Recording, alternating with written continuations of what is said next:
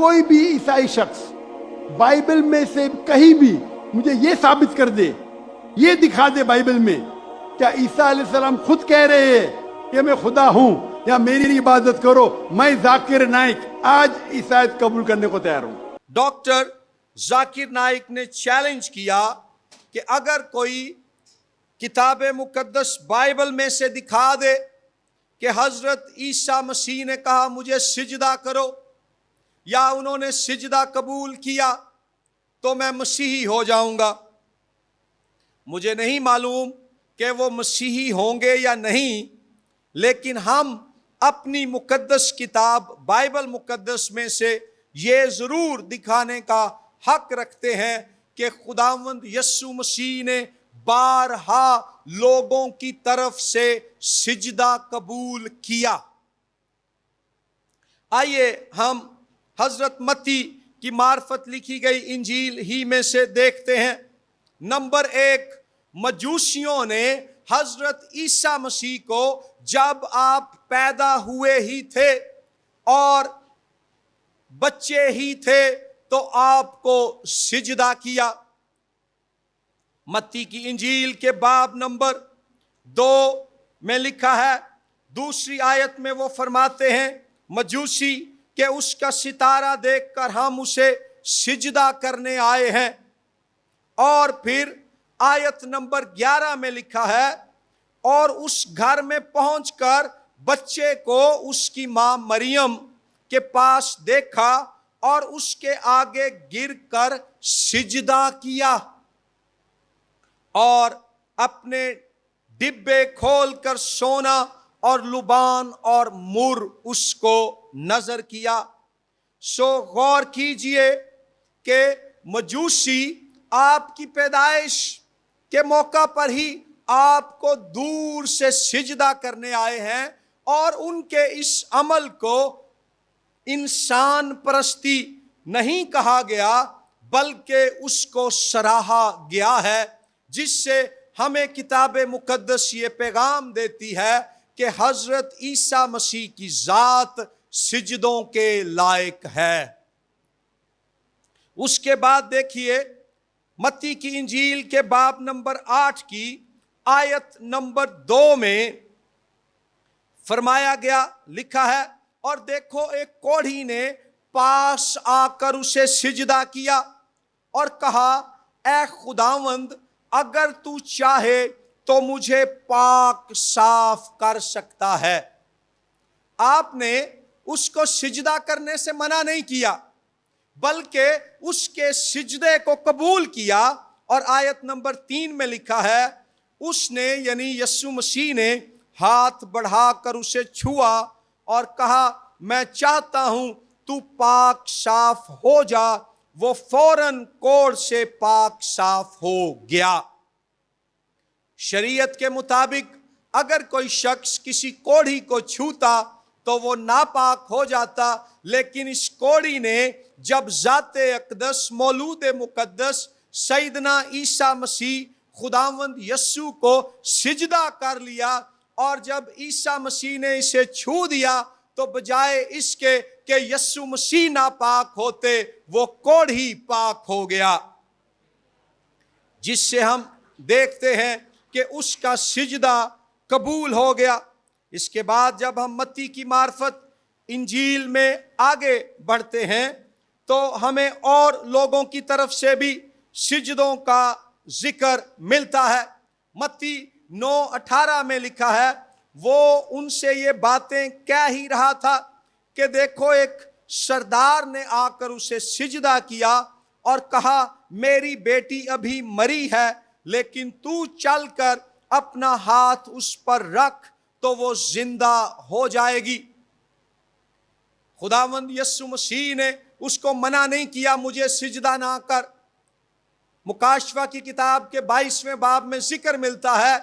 کہ یوحنا رسول نے جب فرشتے کو سجدہ کرنے کی کوشش کی تو فرشتے نے اسے منع کیا، مجھے سجدہ نہ کر۔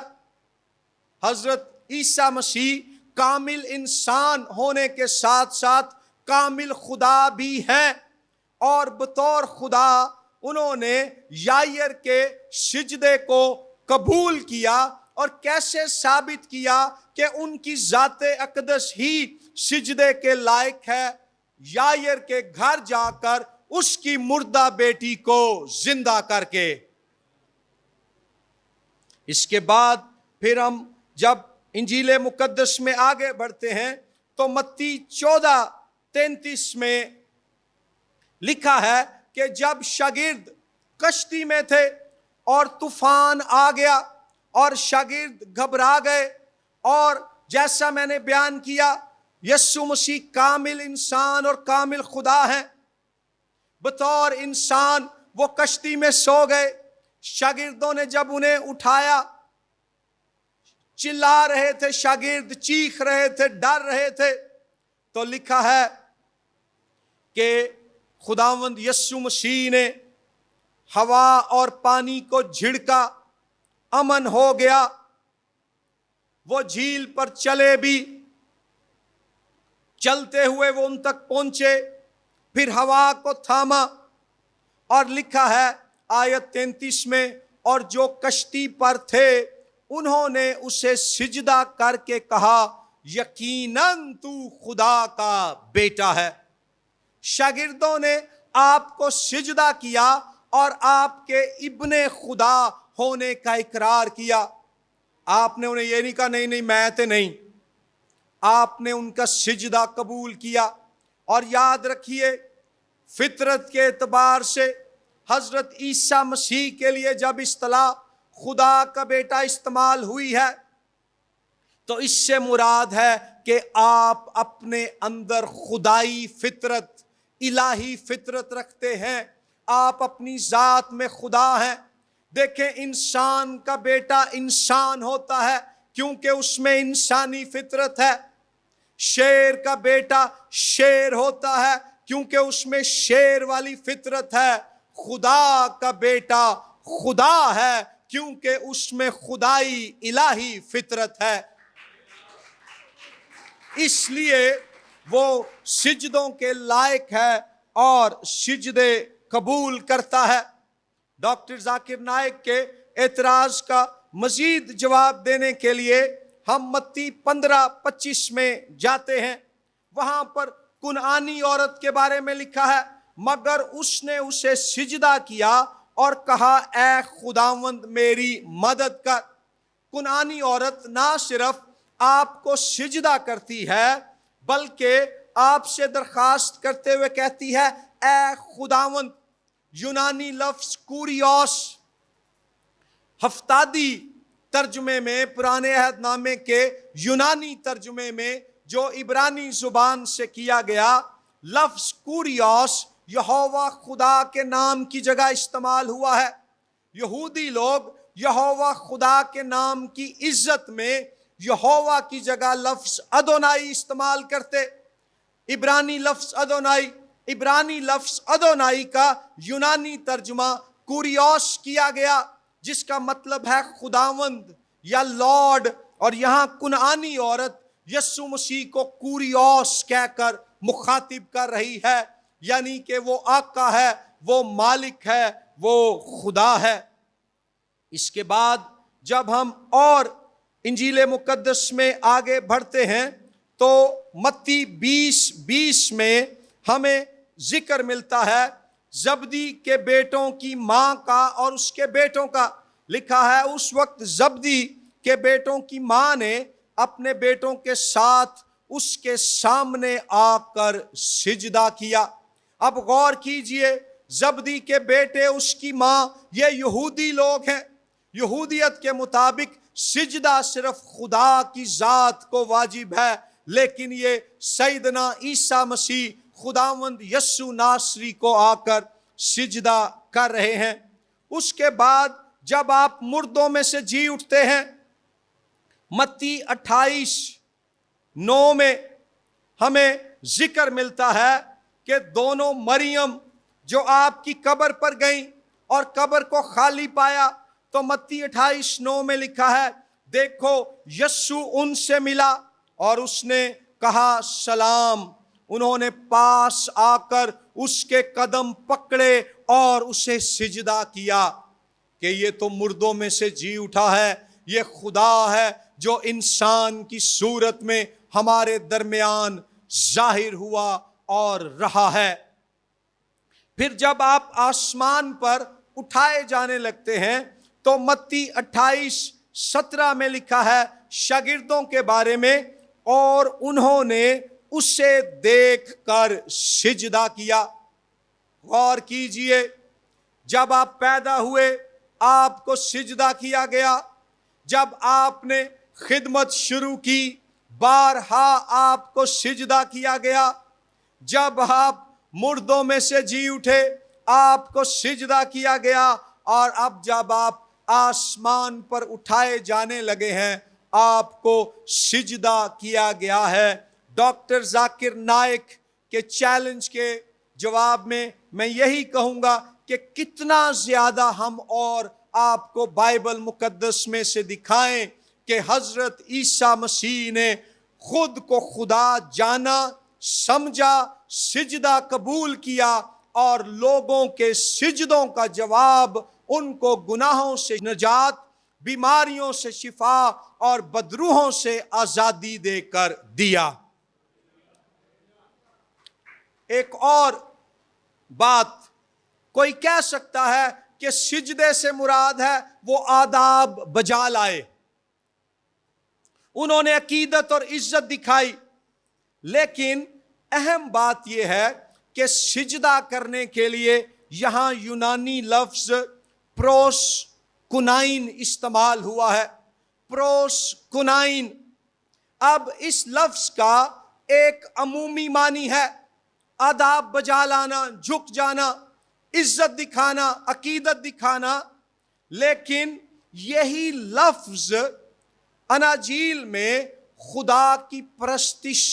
اور اس کے حضور عبادتی سجدے کے لیے بھی استعمال ہوا ہے۔ مثلا جب متی کی انجیل کے باب نمبر 4 میں ابلیس خداوند یسوع مسیح کو آزماتا ہے اور 4:19 میں کہتا ہے کہ جھک کر مجھے سجدہ کر، اور یسوع مسیح متی 4:10 میں جواب دیتے ہیں کہ تو خداوند اپنے خدا کو سجدہ کر، تو وہاں لفظ پروس کنائن استعمال ہوا ہے، وہی لفظ جو تھرو آؤٹ متی کی انجیل میں یسوع مسیح کو سجدہ کرنے کے لیے استعمال ہوا ہے، جس سے ہم یہ جان پاتے ہیں کہ لفظ پروس کنائن یعنی سجدہ کرنا متی کی انجیل میں محض عقیدت اور آداب بجا لانے کے لیے استعمال نہیں ہوا، بلکہ یہ عبادت اور پرستش کے معنوں میں استعمال ہوا ہے۔ اس تعلق سے ایک اور اہم نقطہ یہ ہے کہ سیپٹواجنٹ میں، ہفتادی ترجمے میں، یعنی کہ عہد قدیم پرانے عہد نامے کے عبرانی سے یونانی ترجمے میں بھی لفظ پروسکنائن ہی یہوہ خدا کو سجدہ کرنے یا اس کی عبادت کرنے کے لیے استعمال ہوا ہے، اور یہی لفظ لوکا کی انجیل میں صرف 2 دفعہ استعمال ہوا ہے۔ ایک لوکا 4 باب کی آیت نمبر 8 میں جب یسوع مسیح ابلیس کو جواب دیتے ہیں، آیت لوکا 4:7 اور 8 میں ابلیس آپ سے کہتا ہے مجھے سجدہ کر، یسوع مسیح فرماتے ہیں کلام میں لکھا ہے صرف خداوند اپنے خدا کو سجدہ کر۔ لوکا 4 کے بعد لوکا کی انجیل میں یہ لفظ صرف ایک دفعہ دوبارہ استعمال ہوتا ہے، اور وہ ہے لوکا 24:52 میں، جہاں شاگردوں کے بارے میں لکھا ہے کہ مسیح کے زندہ ہونے کے بعد جب وہ آسمان پر اٹھایا جانے لگا تو لکھا ہے اور وہ اس کو سجدہ کر کے بڑی خوشی سے یروشلم کو لوٹ گئے۔ سو پوائنٹ یہ ہے کہ لفظ پروسکنائن جب اناجیل میں، انجیل متی اور انجیل لوکا میں خداوند یسوع مسیح کو سجدہ کرنے کے تعلق سے استعمال ہو رہا ہے، تو اس سے مراد ہے حضرت عیسیٰ مسیح کی عبادت کرنا, ان کی پرستش کرنا. وہ کامل انسان اور کامل خدا ہے, اور بطور کامل خدا وہ ہمارے سجدوں کے